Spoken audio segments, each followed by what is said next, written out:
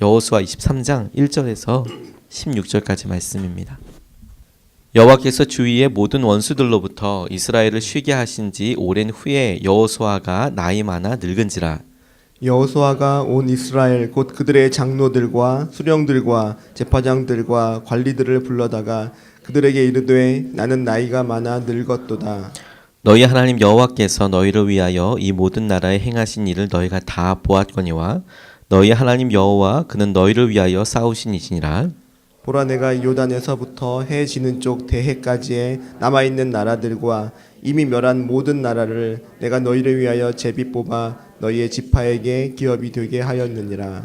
너희 하나님 여호와 그가 너희 앞에서 그들을 쫓아내사 너희 목전에서 그들을 떠나게 하시리니 너희 하나님 여호와께서 너희에게 말씀하신 대로 너희가 그 땅을 차지할 것이라.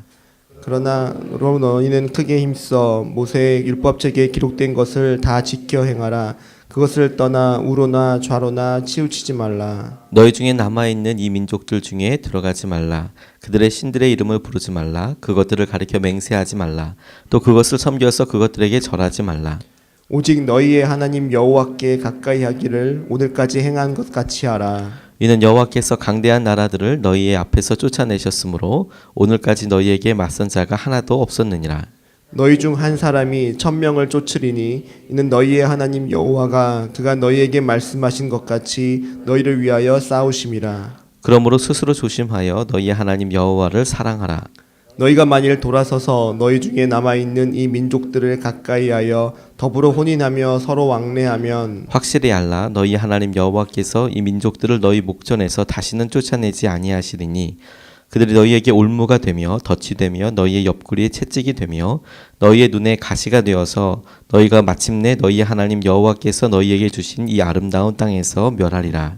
보라, 나는 오늘 온 세상이 가는 길로 가려니와 너희 하나님 여호와께서 너희에게 대하여 말씀하신 모든 선한 말씀이 하나도 틀리지 아니하고 다 너희에게 응하여 그 중에 하나도 어김이 없음을 너희 모든 사람은 마음과 뜻으로 아는 바라. 너희 하나님 여호와께서 너희에게 말씀하신 모든 선한 말씀이 너희에게 임한 것 같이 여호와께서 모든 불길한 말씀도 너희에게 임하게 하사 너희 하나님 여호와께서 너희에게 주신 이 아름다운 땅에서 너희를 멸절하기까지 하실 것이라.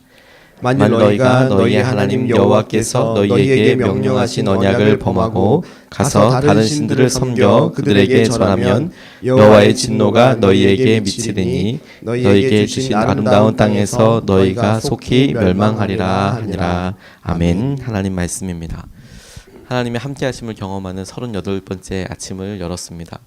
하나님께서 여호수아를 통하여서 우리에게 함께 하시는 하나님의 능력과 은혜를 계속 기도하고 생각하게 해주셨는데 여호수아서 23장, 24장은 또 특별한 의미를 갖고 있습니다.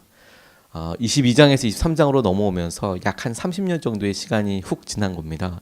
이스라엘 백성들이 합력하여서 가나안 땅을 점령하던 시기와 그들에게 땅을 분배하고 전쟁을 했던 이런 시기가 약 한 3년 정도로 보통은 보고 있는데 땅을 분배하고 사람들이 각자 자기에게 분배되어 있는 땅으로 돌아갔고 그리고 시간이 훅 지나서 이제 나이가 많이 들어서라고 여호수아가 스스로의 삶에 대해서 반추하는 대목으로 등장하게 됩니다. 신명기서가 모세에게 있어서 하나님이 자신에게 어떻게 역사하셨고 이스라엘에게는 어떻게 역사하셨는지를 보여주는 그런 말씀이라면 여호수아서에서는 23장, 24장 말씀이 하나님이 어떻게 여호수아에게 뿐만 아니라 그간 정복 전쟁을 통하여서 어떤 하나님이셨는지를 나누게 되는 그런 구절이라고 싶습니다. 하나님께서 이런 놀라운 일들을 통하게 하여 주셨는데 마지막 당부의 말로 이스라엘 백성들에게 내가 만약 한마디 한다면 너희들 이것 꼭 기억해라 라는 말씀으로 그런 태도로 그런 바람으로 이야기를 하고 있는 것입니다. 본문 가운데 첫 번째로 붙잡고 같이 기도하고 싶은 것은 땅을 온전히 소유하는 방법은 하나님의 말씀대로 순종하는 것이다 라는 것입니다. 땅을 온전히 소유하는 방법은 하나님의 말씀대로 순종하는 것이다. 5절로 8절까지 말씀을 보면 5절에 너희 하나님 여호와가 그가 너희 앞에서 그들을 쫓아내사 너희 목전에서 그들을 떠나게 하시리니 너희 하나님 여호와께서 너희에게 말씀하신 대로 너희가 그 땅을 차지할 것이라. 그리고 8절에 오직 너희 하나님 여호와께 가까이 하기를 오늘까지 행한 것 같이 하라 라고 나와 있습니다. 중간에 6절 7절 말씀은 그 이방신들을 섬기지 말라라는 내용이지요. 하나님께서 이스라엘 백성들에게 함께 하셔서 정복 전쟁을 했던 것을 우리가 기억하고 있습니다. 그런데 그때 당시에 전쟁이 끝났고 그 모든 땅을 점령하였다라고 나와 있었던 것을 우리가 기억하게 됩니다. 그런데 이스라엘에게 있어서 하나님께서 여호수아를 통하여 다시 한번 당부하실 때 하시는 내용을 보니까 여전히 너희들이 마치 점령해야 될 땅이 남아있는 것처럼 이야기하신다는 거라고 보여지게 되었습니다. 그리고 그 땅을 온전히 소유하기 위해서 하나님의 말씀을 지켜야 한다라고 여호수아가 마지막 때에 또 이야기하고 있는 것이죠. 30년 시간이 지났다고 그랬습니다. 전쟁을 해서 하나님께서 이것은 너희들의 분깃이야, 너희들의 기업이야 라고 주신 약속의 땅 영역들이 이스라엘 백성들에게 있어서 그 많은 시간들이 지나면서 여전히 자신에게 소유되지 않았기 때문에 이런 표현이 나오는 것이라고 생각됩니다. 하나님께서 우리의 삶에 있어서 환경이 바뀌고 우리의 삶에 있어서 기도 제목이 바뀌게 되는 순간들이 있는 것 같습니다. 믿음을 쓰는 영역들이 닿는 것이죠. 삼성경제연구소에서 세종대왕의 수성 뭐 이런 거에 관련돼서 글 쓴 것을 보았습니다. 태조 이성계가 조선을 창업할 때 가지고 있었던 카리스마적인 리더십 군사력과 몇몇 정말 혈맹들을 통해서 군사력을 통해서 고려를 반하여 조선을 창업할 때 들었던 그 리더십과 이제 그의 할아버지가 되는 것이죠. 세종대왕이 조선이란 나라가 온전히 이렇게 자리매김하기 위해서 견고히 서기 위해서 사용했던 리더십이 다르다. 그가 사용했던 방법들이 다르다. 그런데 결론적으로 그가 갖고 있던 리더십은 무엇이냐 뭐 이런 관련된 책인데 그 책을 보면서 그렇지 처음에 점령하고 들어갈 때 세울 때랑 그리고 이후에 더욱더 견고하게 서가게 될 때 여러 가지 환경은 다르겠다라는 생각을 하게 됐습니다. 그런데 저는 여호수아서를 읽으면서 하나님께서 이 땅을 처음으로 점령하게 하실 때에 하나님이 친히 여호수아나 모세 같은 강력한 사람들을 세우셔서 그를 통하여서 인도하여 하셨던 과정, 그래서 엄청난 기적들을 일으키셔서 사람들로 믿게 하였던 과정. 그런데 가나안 땅에 들어가서는 이제는 하나님께서 각 지파별로 살게 해주시고 그 지파별로 이후에 사사로 이어지는 시기를 보면 항상 지도자가 있었던 것은 아니고 어떤 때는 있었고 어려울 때는 있었고 특별히 힘들 때는 있었지만 대부분은 리더십이 없었습니다. 그러면 변화가 무엇이냐? 하나님께서 직접 이끄시는 것이었죠. 하나님께서 직접 그들의 가정과 그들의 개인의 삶을 인도하기를 원하셨는데 이스라엘 백성들이 그것에 대해서 따라가지 못한 것입니다.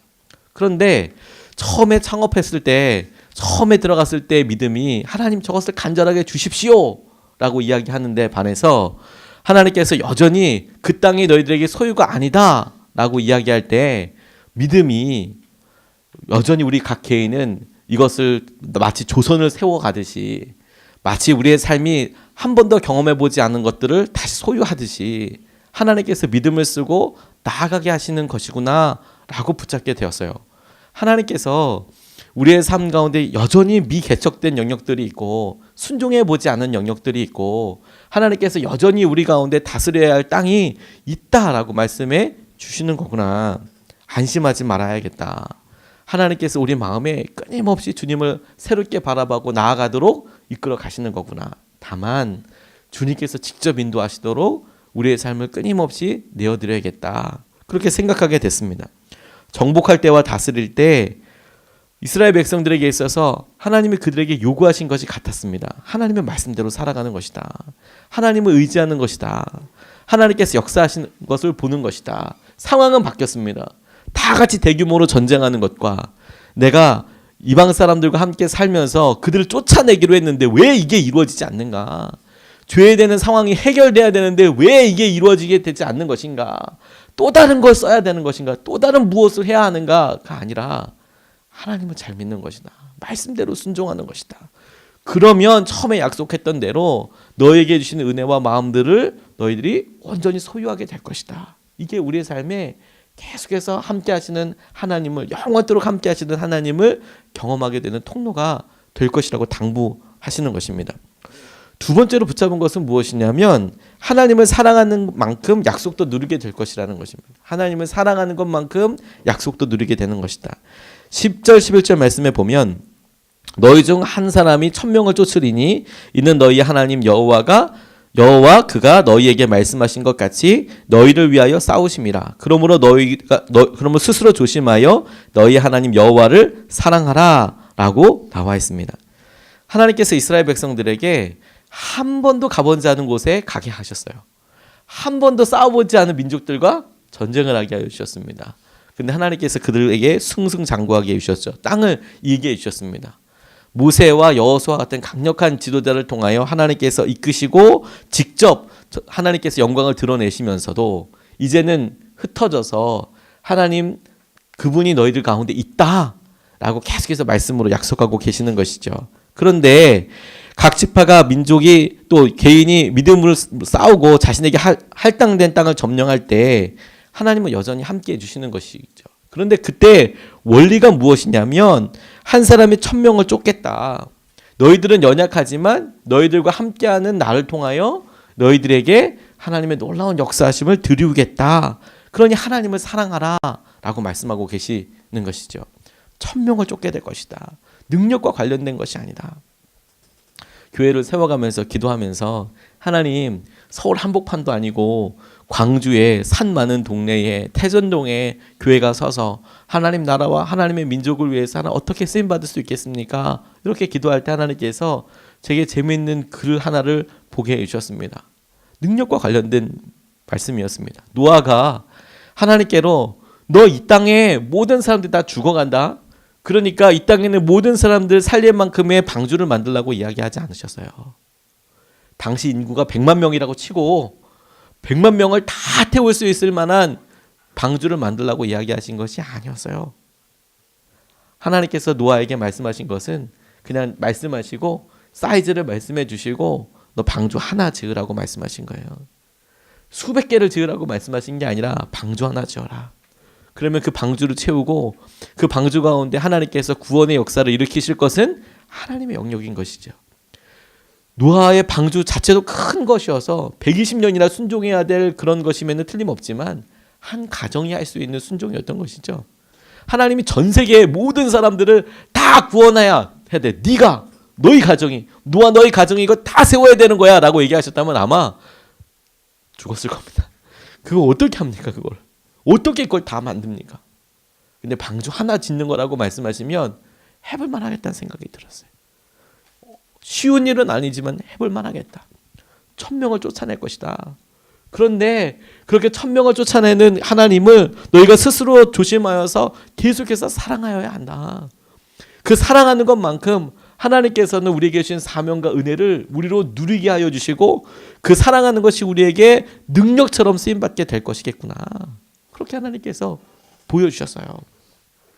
이스라엘 백성들에게 블레셋 군대가 쳐들어왔습니다. 골리앗이라는 어마무시한 군대 장관? 장수가 나와서 아침 저녁으로 조속으로 막 계속 조롱하는 겁니다. 나랑 같이 한번 싸우자. 어? 그래서 내가 이기면 너희들 다 내 종되고 너희들이 이기면 다 우리의 종되고 한 사람씩 나와서 1대1로 우리가 맞대결을 해보자. 그래서 아침 저녁으로 조롱하는 겁니다. 같이 대치해서 전쟁을 하고 있는데 이 균형이 깨지지 않는 거예요. 아마 균형이 깨지지 않았다는 것만으로 추측해 보건대 뭔가 서로가 서로에게 전쟁을 해서는 불리한 뭐 이런 게 있었을 것도 같습니다. 그런데 중요한 것은 이스라엘 백성들이 그 이야기를 아침 저녁으로 들으면서 아무도 대꾸하지 않는다는 거예요. 아무도. 그 억울한 말도 안 되는 폄하의 말을 듣고도 아무도 대답하지 않았습니다. 그런데 다윗이 형들 갖다 주라는 심부름 왔다가 아버지 심부름 왔다가 그 이야기 듣고 마음에 불 끓는 것 같았습니다. 아니 저 사람이 어떻게 하나님 살아계신 하나님의 군대를 뭐 이렇게 치욕을 이렇게 하는 것이냐라고 분연히 일어나게 됐어요. 똑같은 말을 듣는 겁니다. 똑같은 생각이 들 수 있습니다. 그런데 어떤 사람은 반응하고 어떤 사람은 그냥 참고 어떤 사람은 그냥 그것을 모욕으로 받아들이고 말게 되는 것이죠. 차이가 있다면 하나밖에 없는 겁니다. 하나님을 얼마나 사랑하느냐. 아무리 어렵다고 하지만 하나님을 사랑하는 사람은 결국에 반응할 거거든요. 하나님께서 역사하시고 하나님께서 이 모든 땅 가운데 하셔야 될 일에 대하여 기대하는 사람들은 반응할 거거든요. 그게 하나님께 능력이 될 거라고 붙잡게 되었어요. 하나님, 세상이 너무 힘들다고 이야기합니다. 하나님 우리에게 주신 것들은 너무 작다고도 생각됩니다. 근데 하나님 우리가 무엇을 할 수 있겠습니까?가 아니라 하나님 우리와 함께 하시는 것을 믿습니다. 근데 이 모든 것들로 주님께서 역사하고 계시는 것을 우리가 믿습니다 라고 고백하는 것이죠. 물을 보고 이렇게 잔 안에 들어있는 물을 보고 이렇게 생각할 수 있다고 합니다. 물이 반이나 차여있네, 혹은 물이 반밖에 없네. 근데 세 번째 시선이 있어요. 물이, 잔이 어찌됐건 간에 다 차있네. 반은 물이고 반은 공기고, 우리가 보이지 않는 것, 우리가 생각하지 못하는 것으로 이미 다 가득 채워져 있네. 그런데 하나님께서 행하시는 은혜의 잔이 딱 그와 같다고 싶어요. 우리가 기도해 가고 우리가 행했던 것들이 반이나 찼네, 혹은 반밖에 없네. 이건 우리의 그냥 보이는 수준인 거고, 하나님의 은혜가 이미 가득 차 있네. 우리가 볼 수 있는 것과 우리가 아직 보지 못하는 것들과 이미 가득 찬 은혜가 있네. 그걸 믿고 하나님께서 이미 1000명이나 좁도록 우리에게 주신 능력이 있다면 사랑으로 그것을 우리가 누리게 되고 증명할 수 있게 되겠구나. 하나님, 이것이 우리 가운데 그대로 이루어지게 하여 주십시오. 이렇게 우리가 오늘 아침에 말씀을 붙잡고 같이 기도하고 싶습니다. 하나님께서 우리에게 땅을 온전히 소유하는 방법이 여전히 하나님의 말씀을 이끄시는 거라고. 상황은 바뀌었고 세상 사람들은 다른 리더십, 다른 종류의 생각이 있다고 이야기할지라도 우리는 하나님께서 주신 방법이, 상황은 맞다, 다 바뀌었다. 하지만 하나님 말씀을 믿는 것을 우리가 나아가게 하시옵소서. 두 번째로, 하나님 사랑하는 것만큼 약속도 누리게 해주십시오.